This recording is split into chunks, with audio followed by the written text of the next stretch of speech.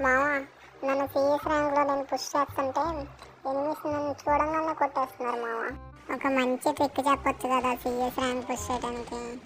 సరే, నువ్వు అడిగావు కాబట్టి నీకోసం ఒక ట్రిక్ అయితే చెప్తాను. నీకోసం అని కాదు, చూసే మన సబ్స్క్రైబర్స్ కోసం కూడా. సో ఏదో చెప్పావు, ఎనిమీస్ నిన్ను చూడంగానే కొట్టేస్తున్నారా? సో ఈ ట్రిక్ అయితే నువ్వు యూజ్ చెయ్యి, ఎనిమీస్ నిన్ను చూడకుండా కూడా కొట్టేస్తారు.